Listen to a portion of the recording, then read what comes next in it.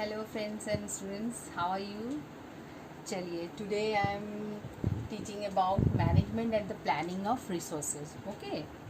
In previous chapter we have learned more about resources, what is resources, and what are the different classification of resources. All about this. Now today I am teaching about management and the planning of resources.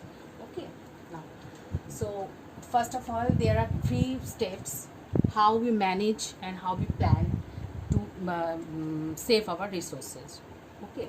Now first of all, first is identification and the keeping records of resources, which involve surviving mapping and qualitative and quantitative estimation and measurements of resources.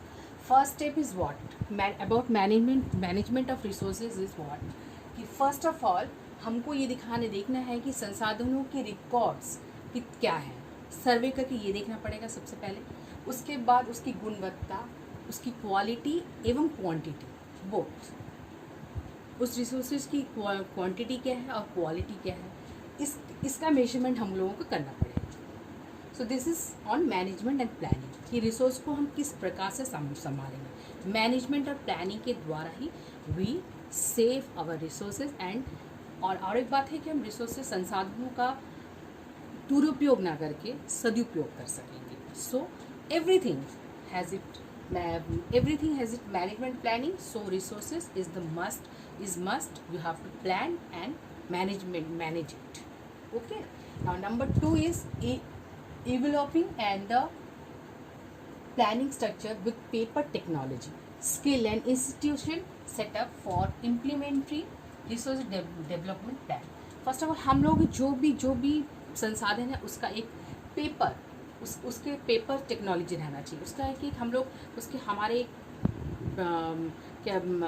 एक tabulation sheet रहना चाहिए, कह सकते हैं कि tabulation sheet रहना चाहिए कि हम लोग ये हम लोगों के पास रिसोर्सेज है और इसको इम्प्लीमेंट करने के लिए इंस्टीट्यूशन रहना चाहिए, क्योंकि हमको सिर्फ रिसोर्सेज होने से ही नहीं होगा, हम लोग को इम्प्लीमेंट भी करना पड़ता है. सो planning and structure with paper technology, skill and institutions set up for implementary resources development plans. So we have take a plan जिसके लिए we have technology, right technology. एक टेबुलेशन शीट होना चाहिए कि ये रिसोर्सेज हम लोगों के पास है, हम लोगों को इम्प्लीमेंट करना है, हम लोगों को ये यूज़ करना है, ये सेव करना है, ये इसको रीन्यू करना है, all this. Okay. Number 3rd is comparing the resources development plans with national development plans. हम लोग ये देख रहे हैं कि अपने नेशंस का जो रिसोर्सेज है उसके नेशनल रिसोर्स मतलब राष्ट्रीय रिसोर्स के जो है रिसोर्सेज जो संसाधन है उसका हम लोगों को प्लान कितना हम उसका सदुपयोग कर सकते हैं. तो हम लोग के पास ये प्लान होना चाहिए कि हम जो रिसोर्सेज कर रहे हैं वो हमारे नेशनल अपना राष्ट्रीय रिसोर्सेज के साथ जो है उसका कंपेयरिंग होना चाहिए. ऐसा ना हो कि हम कुछ चीज़ें कुछ ज़्यादा हम लोग यूज़ कर रहे हैं, उसका खनन कर रहे हैं या फिर दुरुपयोग कर रहे हैं और कुछ का सदुपयोग कर रहे हैं. तो हमें एक प्लानिंग और मैनेजमेंट के साथ ही चलना पड़ेगा. सो 3rd step is comparing the resource development plans with national development plan. National development के उन्नति के साथ हम लोग ये प्लान करना है. Okay.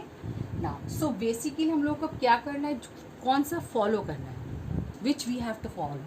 Basically we need the sustainable development. We need this sustainable development means टिकाऊ, जो टिक सके, सस्टेन कर सके. सो साधारणीय व टिकाऊ विकास भी हम इसे कह सकते हैं. तो इसके अंतर्गत हम लोगों को क्या करना पड़ेगा, we have to economic development that is conducted without depletion of natural resources. हम लोगों को आर्थिक विकास करना पड़ेगा, लेकिन इसके साथ ही ये भी ध्यान रखना पड़ेगा कि डिप्लीशन ऑफ नेचुरल रिसोर्स का हार्स ना हो जाए, रिसोर्स खत्म ना हो जाए, उसकी अवनति ना हो जाए. ठीक है. So this is called sustainable development. Sustain करें, जो कि टिकाऊ हो. रिसोर्सों को हमको टिकाना भी है. प्लानिंग ऐसे करना पड़ेगा जिससे कि जो भी काम हम करें वो टिकाऊ हो, मतलब कि उसके फ्यूचर में भी हम उसके ऊपर रिसर्च कर सकें या उसका खनन कर सकें या उत्पादन कर सकें या यूज़ कर सकें. Okay. So this one is very important. Sustainable development is very important. So read it again carefully. Okay. Now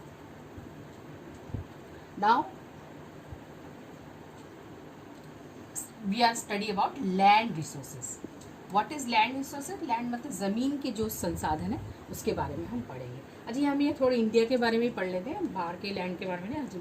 today we are learn about the land of our India. Okay. So land resource मतलब कि ज़मीनी जो resource है, संसाधन है. अच्छा, सबसे पहले इसमें आता है कि लैंड जो हमारे इंडिया में है, इन इंडिया 27% ऑफ प्लेट्यू है.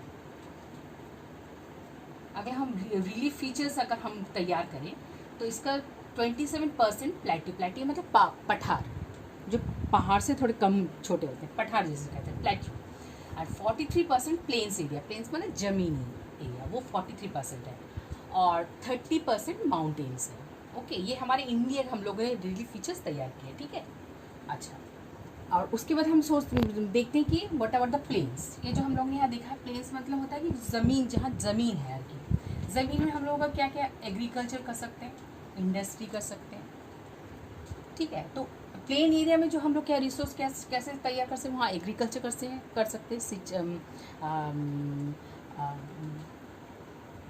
Cultivation of different type of cereals, ये सब हम लोग कर सकते हैं. और इंडस्ट्री भी लगा सकते हैं. ठीक है.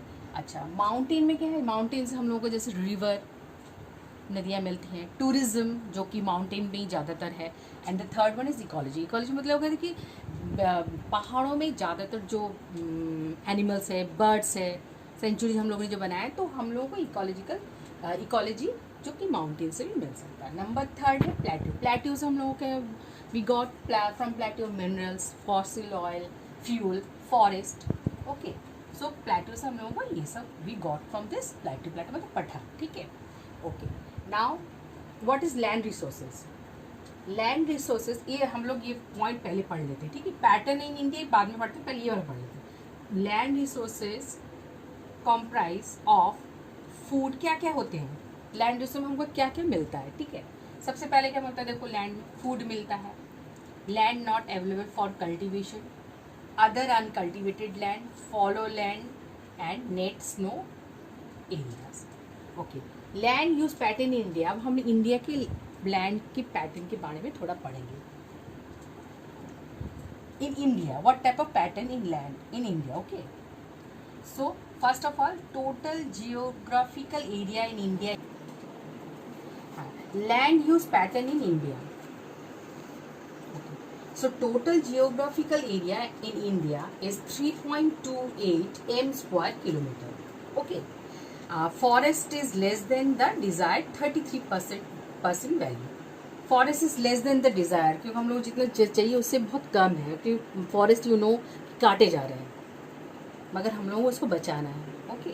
Number C is there are about 130 meter hectares of degraded land in India, of which 28% forest degraded, 56% water involved, 16 plus saline and alkaline deposit. So these are the pattern in India. So very low types of what ऐसे बहुत कम ऐसे ज़मीन है जो कि बहुत fertile है. तो ज़्यादातर ही ये सब बेयर लैंड है. फिर फॉरेस्ट बहुत कम हो गए हैं. फिर उसके कुछ ऐसे डिपॉजिट हैं, लैंड है जिसमें है कि ज़्यादातर उस वाटर में सैलाइन और एल्कलाइन है. तो सैलाइन दिस, जो वाटर में सॉल्ट की मात्रा ज़्यादा होती है. And what about the alkaline. Alkaline is composed of what, calcium, silica, potassium and magnesium. Calcium, silica, potassium and magnesium, these are called alkaline water. Okay. So these are water is also not effective for us, not useful us, कि उसमें animals या जो भी आप बायोटी flora fauna जो है वो वहाँ जीवित है. फ्लोरा एंड फोना जीवित नहीं रह सकते वहाँ. ठीक है. तो ज़्यादा वो होगा तो सॉल्टी होगा वाटर, ये ज़्यादा एल्कलाइन इसमें ज़्यादा होगा, तो फिर जैविक जो है उन लोगों का बचना बहुत मुश्किल हो जाता है. Okay. Now land resources comprise of. Land resource में है क्या क्या जो हमको मिलता है. सबसे पहले तो फूड मिलता है. फूड.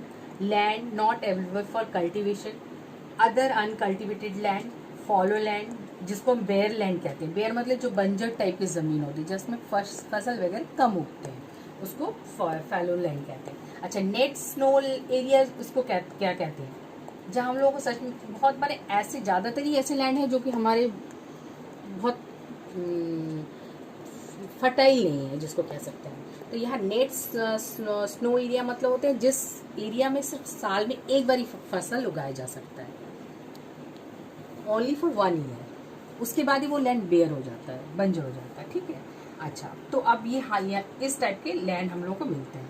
अच्छा, फिर लैंड डिग्रेशन मतलब क्या होता है कि लोअरिंग, लैंड का जो डिग्रेड हो जाता है मतलब कि लोअर हो जाता है, लैंड की उर्वरता, फर्टिलिटी खत्म हो जाती है, तो उसे हम कंजर्वेशन भी करना है, उसको हमको संरक्षित करना है, केयर करना है, प्रोटेक्ट करना है, ठीक है। तो इसके मेजर्स क्या क्या है, क्या क्या मेजर्स हैं? Human act like deforestation, over grazing, over mining, over irrigation, ये है डिग्रेड करने के लिए। सॉइल या लैंड कैसे डिग्रेड होता है? सबसे पहले कि ह्यूमन एक्ट में क्या करते हैं, डिफॉरेस्ट मतलब फॉरेस्ट की कटाई, वनों की ज़्यादा से ज़्यादा कटाई हो जा रही है, डिफॉरेस्टेशन हो जा रहा है, तो लैंड की उर्वरता खत्म हो जाती है। अच्छा, ओवर ग्रेजिंग, ओवर मतलब कि ज़्यादा से ज़्यादा कैटल्स को चढ़ने के लिए वो ज़मीन दे दी जा रही है,